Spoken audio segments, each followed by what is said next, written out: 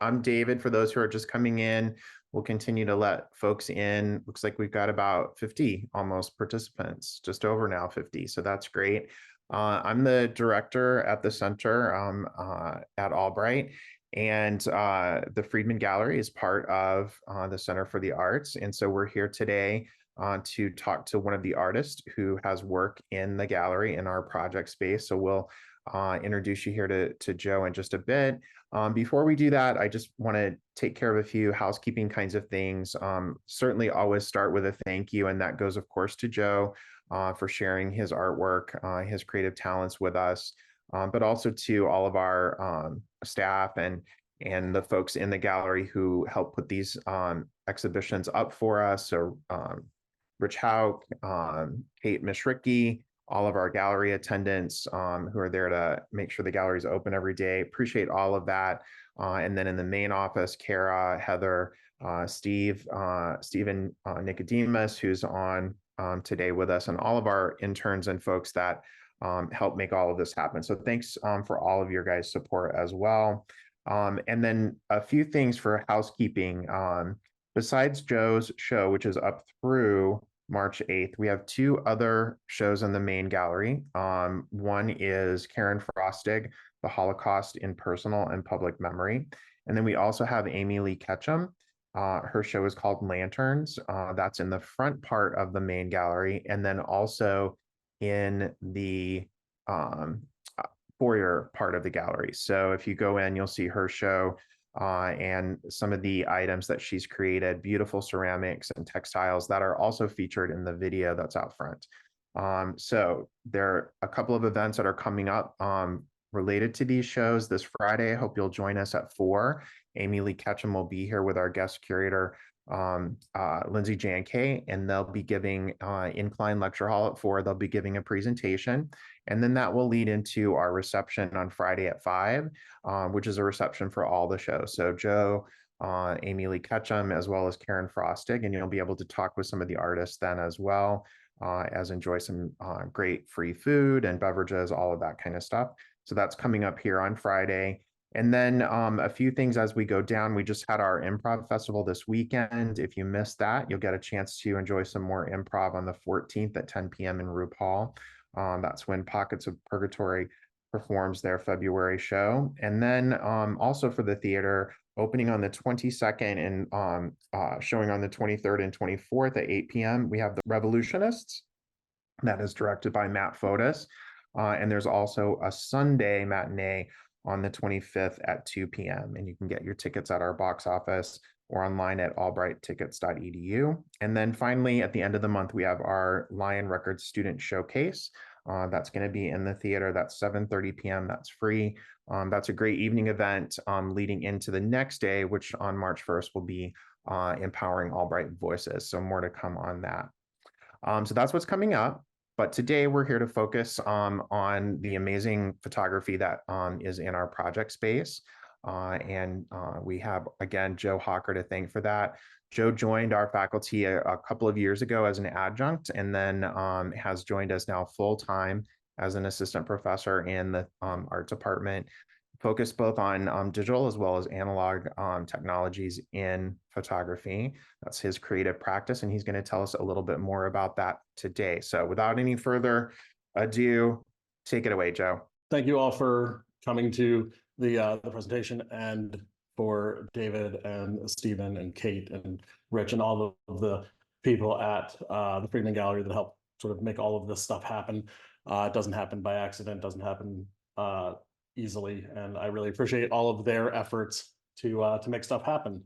So I want to talk about the work that's in the Friedman Gallery right now. I want to look at the what's on the wall and kind of talk about how we got there, but I also want to place a little bit of context on why I'm working in this project, what sort of stuff we have going on. So I'm going to do what is pretty natural, which is to start with quick little bio on me so we can kind of contextualize it because it matters to the work that I'm making. So I was born and raised in Philadelphia, approximately right there. I grew up in the Port Richmond section of Philadelphia, and then I moved to Jersey for a bit, out to like the Douglasville area, and then into now Phoenixville, where I live with my wife and our little rescue pup.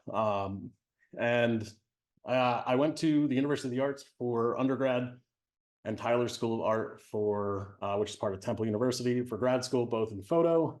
So that's kind of where my sort of area of expertise kind of lives. So when I think about just sort of my history and how it's sort of contextualized inside of the work that I make, the red sort of gridded area here is the original boundary of the city of Philadelphia.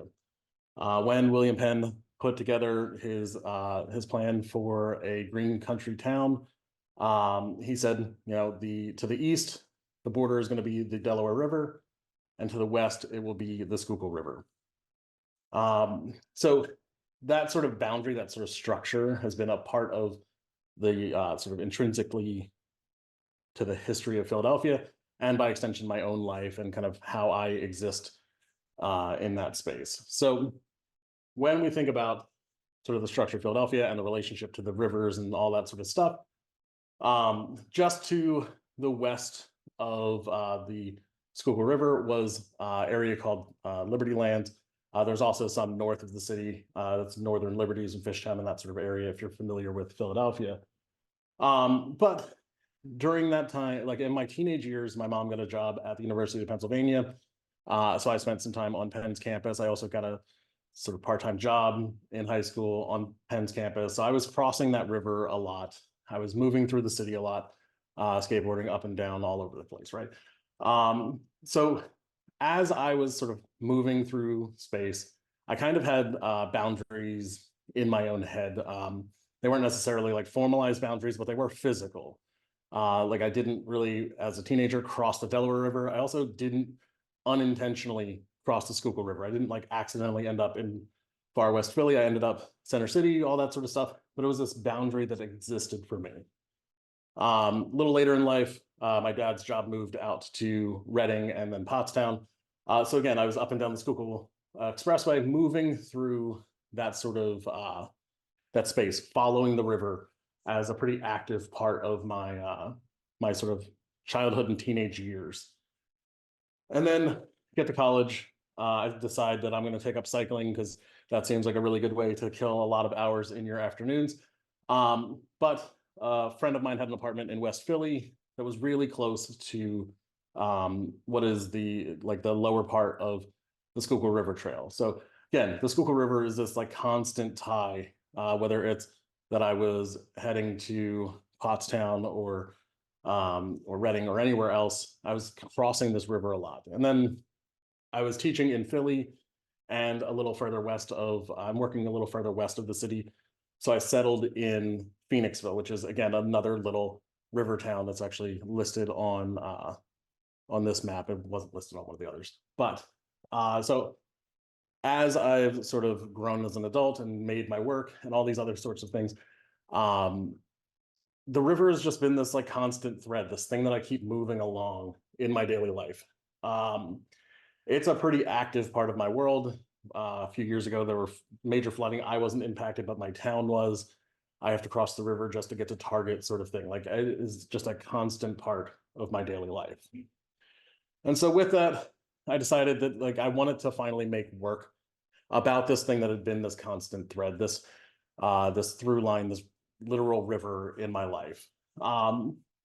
So I started making work about the river and I started looking at different ways to think about it. But before I dive too deeply into the work that's actually part of Hidden River, I want to talk a little bit about the context of I had been making work about the iron industry in Pennsylvania and southeastern Pennsylvania in particular, and looking at how things like the iron industry affected the revolution and industry and how we got to all of these different places. And it's sort of this natural tie to sort of this extension of this past project, which I think is something really important as a creative, is to think about this idea of how we go from one project to the next, how we grow from our previous experiences into these new things that we're making. So in this project, again, I'm not going to go too long onto this, but in this project, I was looking at history and looking at economic and environmental impacts and how those things sort of still play out today in how our cities and towns are structured, how our roads in Pennsylvania's roads are wild because of our need to get from farm to farm and furnace to furnace. That's sort of why we exist in this really kind of strange space.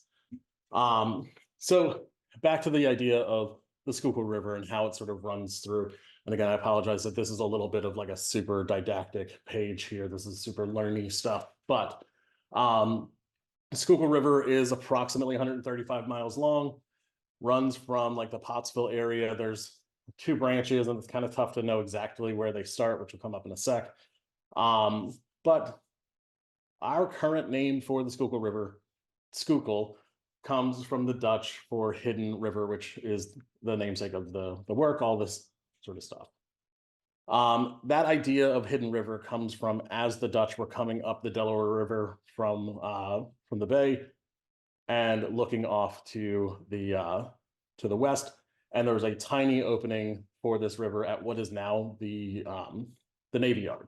So we have this movement through our sort of early settling sort of space. I am fully aware, and I will touch on it a bit later, that obviously this river had names prior to Schuylkill. This had cultural impact prior to the relationship of European settlers, all of those sorts of things. So some of those names were, and I will probably mispronounce this, but Gaunshahan, which was falling or rough water. That was often what they called the area just past where the art museum is on the Schuylkill River, because there were waterfalls there, and so it was noisy. It's also got, and I don't remember what the name is for it, but Noisy River is another sort of translation for the river name, and Tulpahan, which is Turtle River, again, because there are a surprising number of turtles in the Schuylkill. So this idea of trying to dive into that history, I wanted to kind of think about the river as this holistic object, this holistic sort of environmental experience, right? So when I started this, I decided I was going to try to figure out, all right, let's start with just documenting the river, just going to it, finding what I can about where it starts, where it ends, all these pieces in the middle. That was a big part of that concept. Because one of the things within my work that I think is really important is this idea of setting rules for myself. I am, this will come as a surprise to some folks, I'm a pretty rule following person, right? I like to set rules for myself within a project, because if I stay within those boundaries, I have the openness to kind of explore different techniques, different ideas, different equipment, all these different things. I sort of build that into the overall concepts of the project, right? So I started by trying to find the sort of very start of the river, which this is like about the closest I could get to what I think is the start of the river, because again, no one's got like a big sign that says this is where the river starts. They haven't made it that convenient for me, but I believe this is one of the branches, the start of one of the branches of the Upper Schuylkill. Starts near this junkyard, as we can kind of see in the background there. And what I think is kind of, it almost feels on the nose how sort of emblematic of the entire Schuylkill experience this is, because it is super industrial. It's kind of hidden and off the beaten path. It is, junkyards are not known for their environmental safety as far as runoff and all that stuff.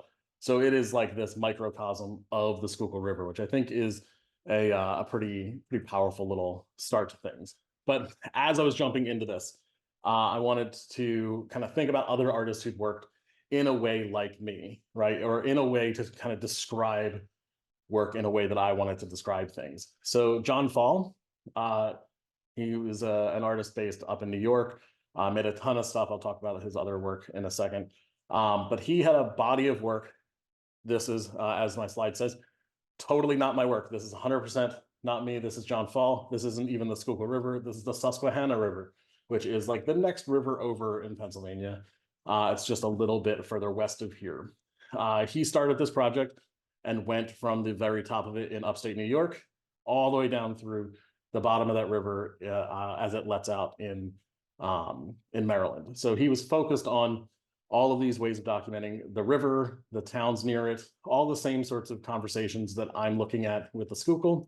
He's kind of already had a little bit with the Susquehanna.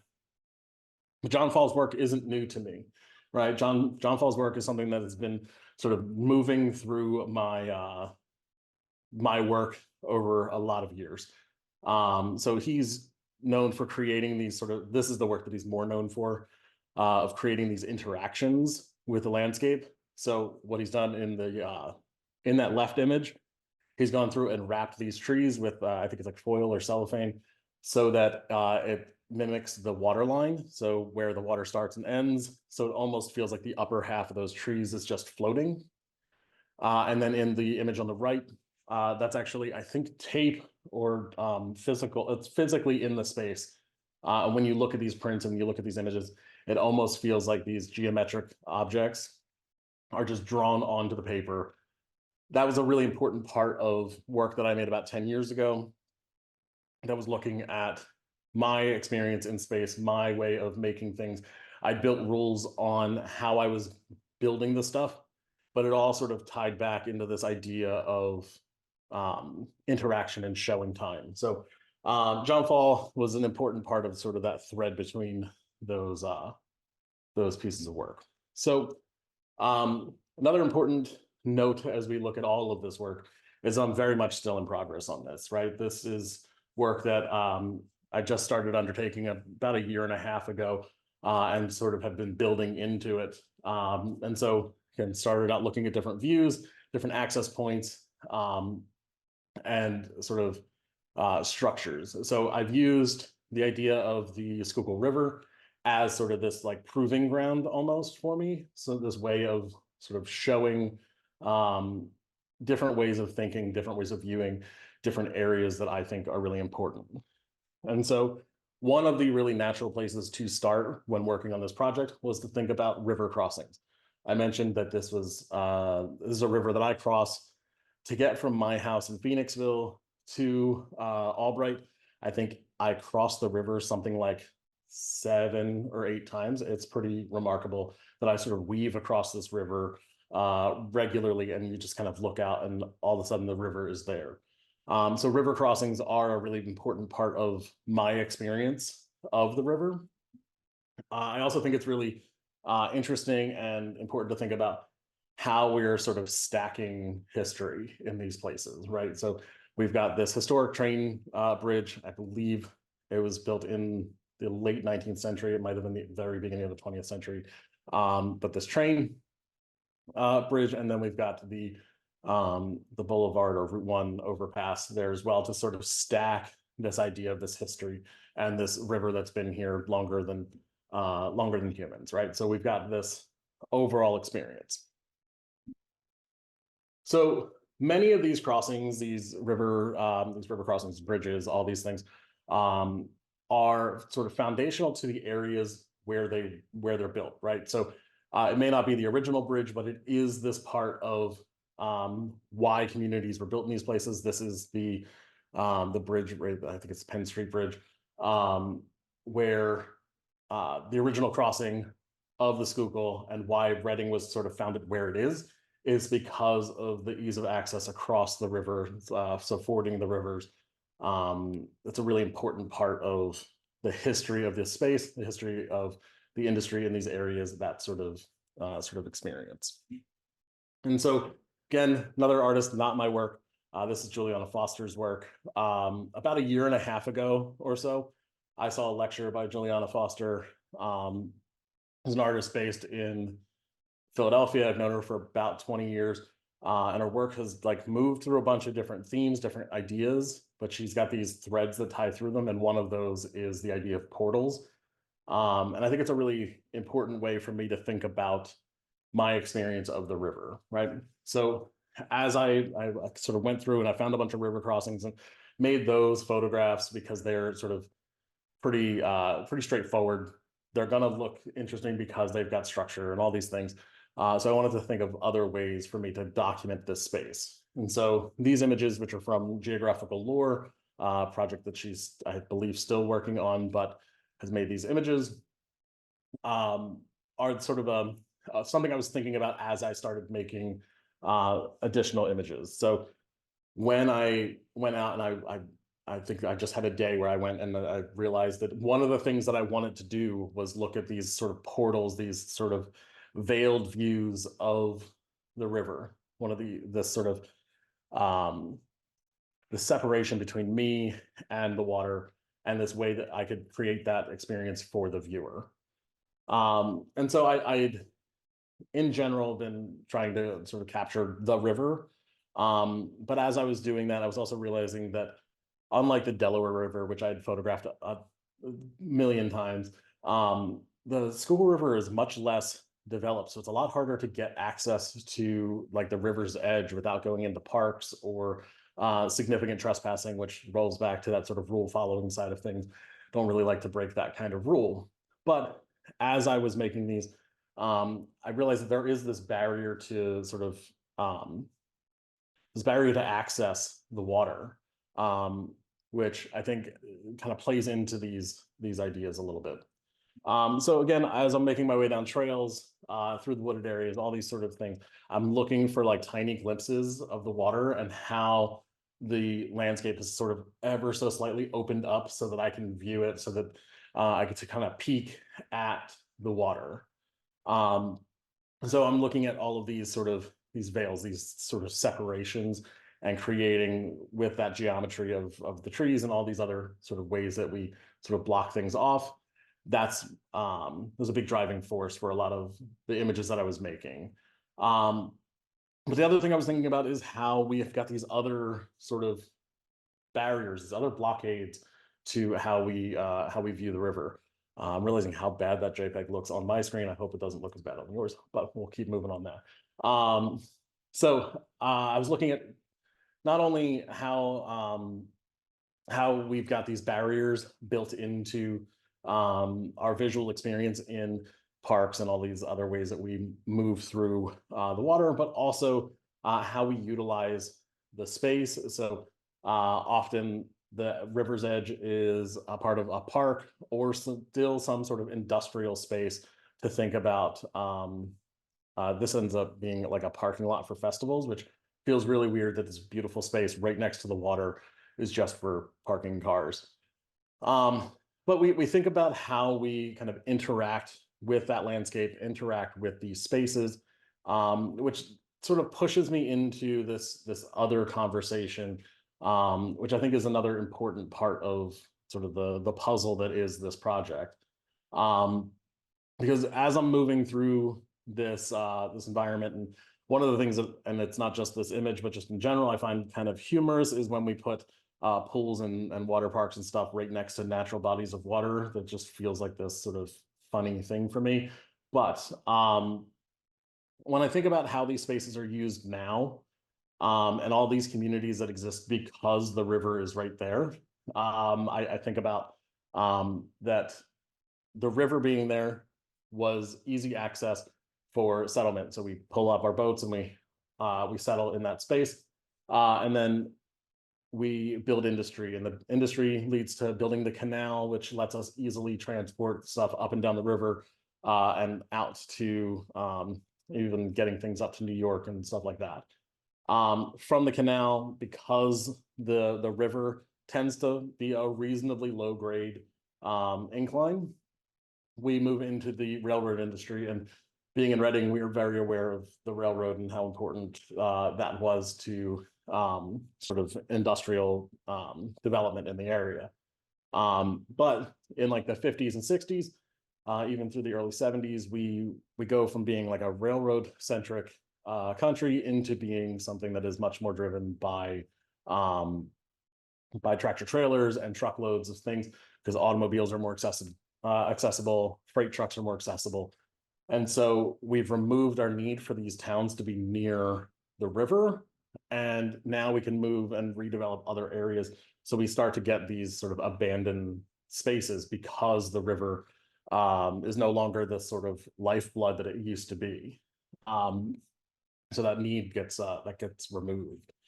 And other times, we've gone through and we've added technology to a space that was never there but needs the water, right? The power plant needs the water to for the cooling towers, which turn the turbines, which produce the power, which keeps our lights on. But just across the river was Frick's Lock Village, and that was then abandoned.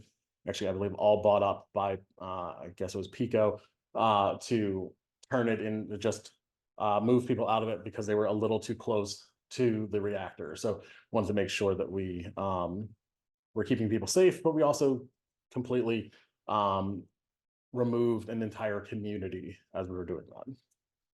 And so as I'm moving through these spaces, as I'm thinking about all of these different ways that we're taking this existing infrastructure and having to kind of retool it and reevaluate it so that we exist in this new contemporary space, we look at one of the big ways of turning things from railroad into rails to trails, which is what most of the Schuylkill River Trail is. Most of this sort of recreational center was like an industrial lifeline from Pottsville all the way to Philadelphia. Those trains ran on those tracks. Those are now, most of that is turned into just recreational trails. So one of the things that happens when you do that is you have these sort of high lines that now you are looking down at nature. And it's something that I've kind of struggled with in my making of nature-based art on the East Coast, is that we've got so much post-industrial and so much sort of regimented land that we have this, again, this veiled experience to nature. We have defined that you can stay on this trail, because if you don't stay on this trail, you're literally walking in water, or you can't get to this space because these bridges go across the river that used to be railroad bridges. Now they're walking bridges. We get this experience of kind of looking down into nature. We get this sort of reflexive sort of space. And so thinking about where the river was and sort of how we've changed what was there to accommodate our contemporary needs is sort of forefront in how I've been thinking about sort of the next few phases of how I operate within this project. So again, a lot of what I've been looking at so far has been what I've kind of considered as first pass, right? Still kind of just going out and looking and documenting and just sort of feeling out what I'm experiencing. But I know, because I'm the guy who reads all the placards when you go out to nature spaces, and they have like all the history plaques. When you are out in those spaces, you're experiencing all sorts of things. But I know that there's an underlying history to all of these spaces. On this one, this particular image, this is Fitzwater Station, which as if you can read the sign backwards, you can get $2 beers, which right now it's just somewhere to get a cheap drink. In the summer, you can rent kayaks and go up and down the canal and onto the river. That's kind of just what that space is right now.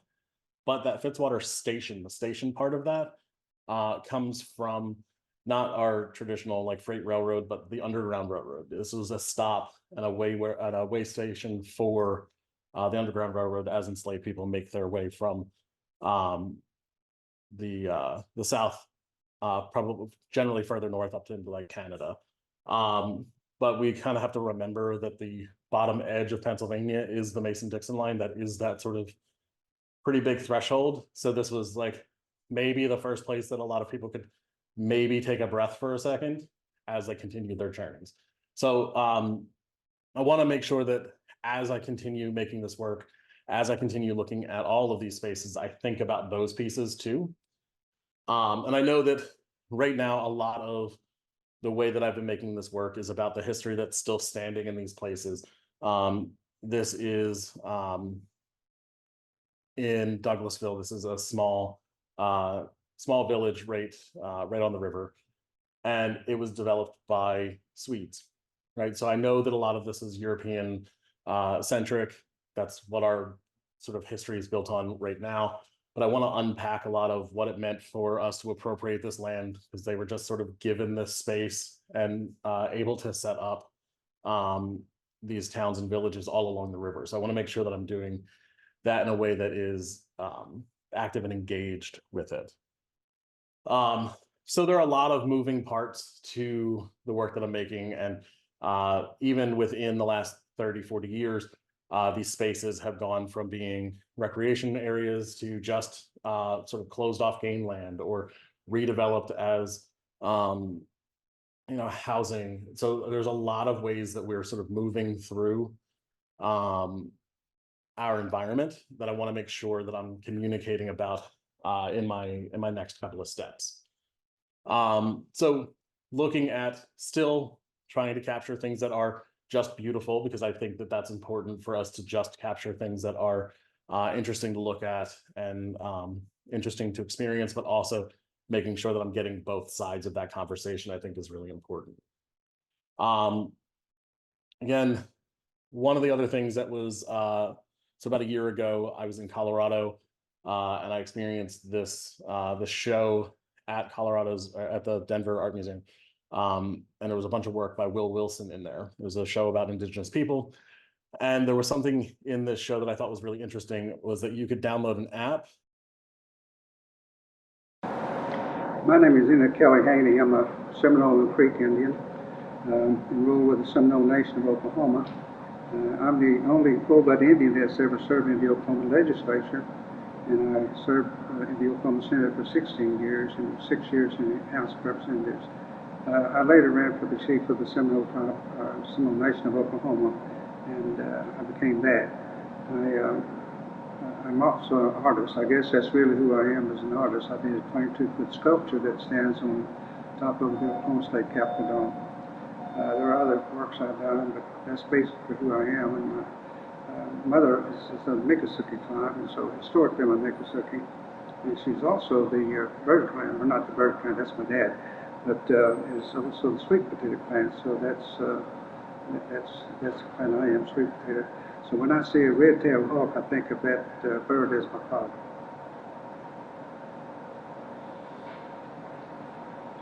Will Wilson made these tintype photographs, which are a historic process, which I could go deep into the weeds and talking about how all of that works.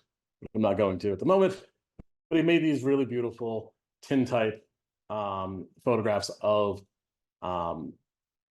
indigenous people, and then conducted during that same photo shoot interviews with them about their relationship to Oklahoma, or their relationship to their tribe, and produced this augmented reality app that would allow you to point your phone at these photographs, and it would play these videos as you're sort of looking at it, and it would have these people speaking. So it kind of gave you they were kind of perfectly mapped so that they would fit inside the frames. So I saw that. I thought that was such a fascinating and clever way to convey information, but I saw some things about it that I wasn't particularly, I think the work itself was fantastic, and the way that it was done was great, but it required you to download an app. It required you to sort of have this, like, spend the time to individually go in and sort of download this thing. And again, it worked really well, but it was something that I thought I wanted to try to convey information in a similar way. Luckily, my other videos don't have any sound. So if you've been in the gallery space, I promise, I apologize if this moves kind of quick, but it was really long if I didn't.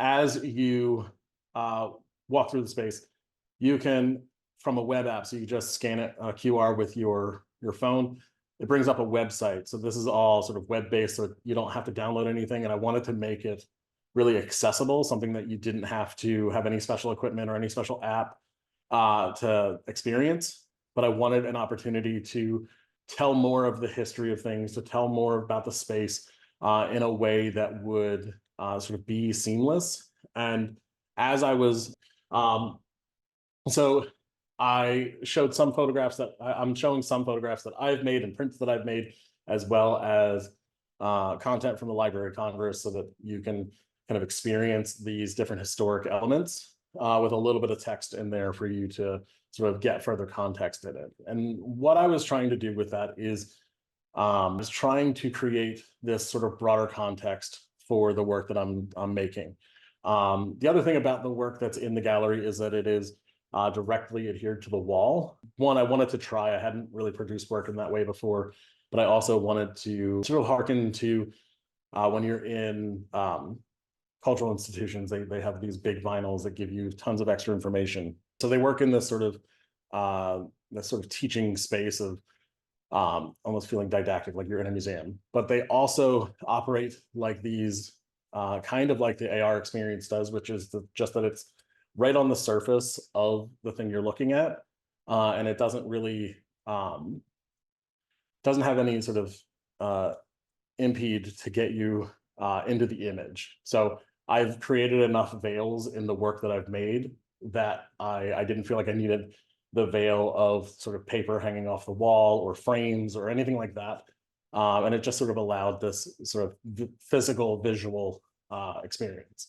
And so as I sort of continue on in making this work, as I continue on with the explorations that I'm trying to accomplish within it, I've decided that one of the other things that I want to do is physically put this in the spaces where you're closest to the river and you can kind of experience these AR sort of interactions. So in this particular space, the video is really terrible because it was really bright when I put this out, is that you scan the QR code and it will present you information that's related to that physical spot that you're standing in space. So geographically, it is relevant to the images.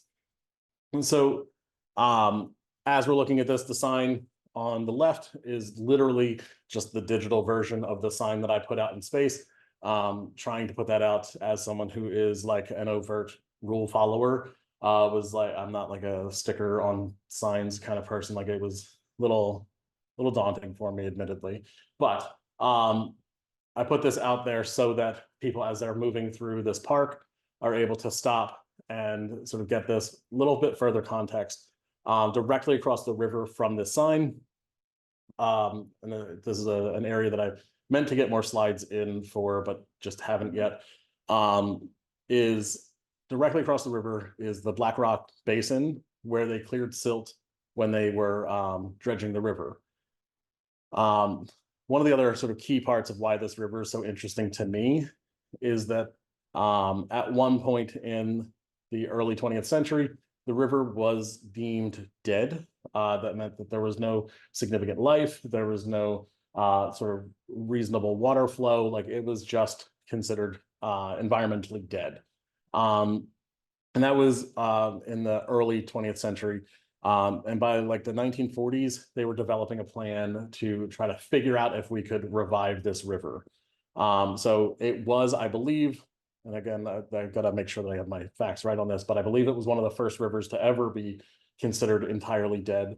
Definitely in the United States, it was one of the first rivers to be deemed dead. And then through using the Army Corps of Engineers and a lot of labor, they were able to dredge this river and remove a lot of the industrial waste. So that same industry that made all these communities pop up along the river, all these industries that made it so that we had all of the objects and items that we needed, the iron and the coal to keep our houses warm, all of these things.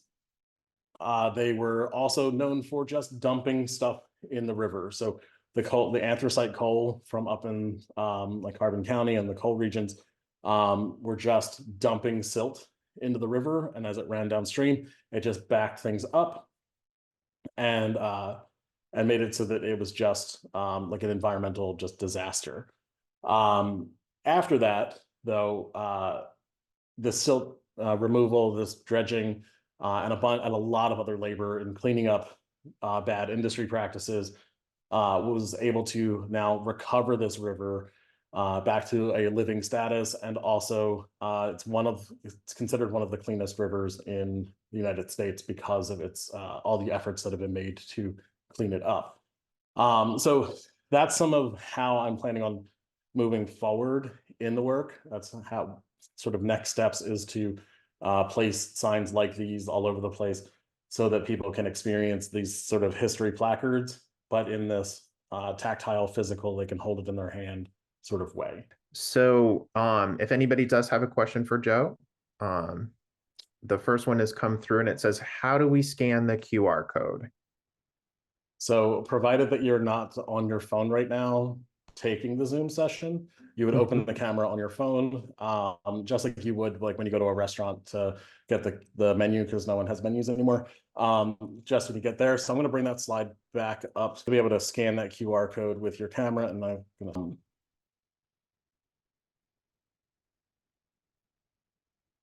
and once you scan the QR code, you'll scan, and then it'll tell you on the video or on the screen to point it back at the QR code.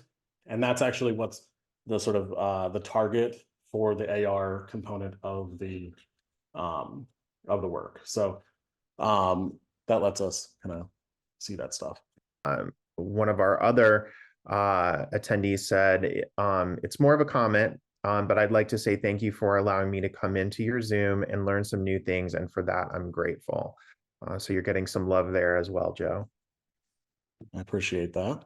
Yeah. And here, and I do see we've got some other questions, Yep. like addressing the sort of physical scale of the works in the gallery. So one of the things that I wanted to do as I was making the work, like actually making the physical prints, was to think about how they could exist in that space and feel like you're able to interact with them a little bit. So almost life size. So they are 44 inches tall, all of them. Part of that is that I really like as an individual, nice, consistent, even height lines and line of sight for things. So that's part of the logic on it, admittedly. But the other part is at that scale, you're able to sort of be enveloped by an individual image at a given time. And so I think that's one of the sort of pieces that I'm really interested in. All right. And it looks like your next question is the Schuylkill River Greenway aware of the QR signage you're putting along the river? At the moment, no, those are sort of clandestinely placed, sort of like on the sly. Part of this is that I wanted to kind of have a proof of concept. I wanted to be able to go to Schuylkill River Greenway and a few other organizations and say, this is a thing that we can do and have sort of and build a partnership. But I kind of wanted to one, prove to myself that this thing worked enough to go that direction, and also to be able to document it a little bit and hand it to them and say, we should try this thing. All right. And you've got a couple more questions. In some ways, these are related. The first question is, did you contemplate analog film photography for this project? So I have been shooting with basically anything that has a lens to try this project. That's kind of one of the elements of my sort of rule setting that I build into projects. By giving myself a location to work, I've opened myself up to the flexibility of any media. So I've tried shooting a bit with my 8x10 camera, so a really big sort of view camera. And then, so I've shot some film and shot with medium format, my Hasselblad and Mamiya cameras, so that I can sort of explore working in the darkroom or scanning film or anything like that. And to more specifically answer the camera question for most of the work that you're seeing in the show, it's sort of a nondescript Canon 60D for most of it, and then recently a Canon R8. Just working with a digital SLR camera gave me the ability to print pretty big, gave me the ability to kind of work in that space pretty well. Right. If there are other questions, you can pop them in the Q&A. I do have a question for you as well. This is a little bit broader, just about kind of being an artist and working in the medium of photography. A lot of our students, particularly at Albright, have co-majors if they're majoring in art, things like that. when you were going to school, and thinking about kind of your future, did you really perceive that you were going to be an artist, an educator? What was your trajectory, and what are some of the things that influenced that trajectory? So I had kind of pretty early on decided that I wanted to be an educator. So I did sort of pursue things from an educational standpoint. However, part of being an educator is being an artist in there. Making as a career, so photography is probably the most easily transferable sort of fine art space to transfer to a business world. That wasn't why I decided to be in photography. I decided to be in photography because I can't draw. But when I was moving into working in photography, I was interested in like the speed of it, the access to it, and the ability for me to sort of explore all these different technologies, because I'm very in the rest of my world, I'm very technology forward in how I think about things. Yeah, no, it was that really answers it. I was just trying to get at kind of like why you're an educator, why you're also an artist, and how those two things blended. That's part of what I think is unique about Albright being able to offer co-majors. You have other options, and you certainly have kind of had this dual path. But you've had success as an artist too, because you do show. This is not the only time you've shown at the Friedman. You have other work that's been out there that you have in shows. So you're a practicing artist, but you're also an educator, and that's what I was really getting at. So thank you. Got another question. It says, how do you balance technical precision and artistic expression in your work? So with technical precision, that a lot of that comes from doing something for a long time. You don't generally come out of the gate with a ton of like technical skill. That takes a lot of practice. And so by doing it a lot, that's how I just have sort of technical precision. And again, there are plenty of images that I've made that are absolutely never going to see the light of day. They certainly will not see a presentation or a wall, right? So there is a level of that goes with it. And then to add in that artistic sort of vision, that balance in there, is to think about not just how you're making things, but why you're making them, and building in that reason for sort of approaching that subject matter. Nice. And then I think this kind of leads into a follow-up of Gregory's other question. Yeah.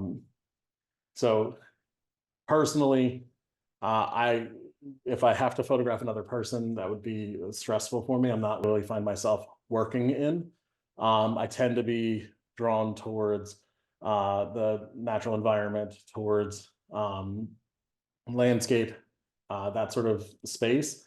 That's what I photograph a lot. The primary advice is to do it a lot. So that way of working in a medium, whatever medium that is, and it doesn't have to be even in the arts, just whatever you want to get good at, do it a lot.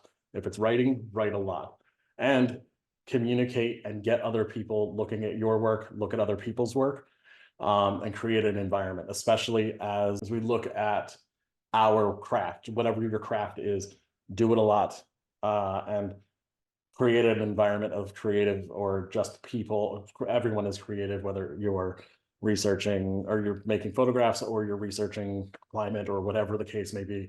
All of those ways of creating are part of your craft. Do it a lot, create a community. Yeah. And that ties into, there was also a question that came through chat, and it says, what's your best advice for students seeking to approach this subject and or area? So I'm not sure if that question is the broad subject area of photography and art, or if that is the area of the river and like the environment. But I'll sort of answer both. Okay, so photography. So if you're interested in approaching photography as a medium that you want to work in, or as a career path or anything like that, my suggestion is to one, remember that phone that's in your pocket, the one that you use for all the other images that you make, that is very much a camera. You can use that because you always have a camera with you that allows you to always be making. Are there quote unquote better cameras? Of course there are better cameras. There are a million different types of cameras, but the best camera is the one you have with you. So that is my number one sort of thing. The other is to look at a lot of stuff. So make a lot of things, look at a lot of things, and talk to people about those things. So if you're at Albright, let's take photo classes. If you are in an area that has a community arts center, do community arts and take photo classes. But get around people who are creative, people who want to make photographs, people who want to talk about making photographs. Those are the people that are going to help you get to the best place possible. That's great. And it looks like you have one last question here. It says, do you play around much with colors in the editing of photos for expressive purposes, or do you mostly leave your pictures natural?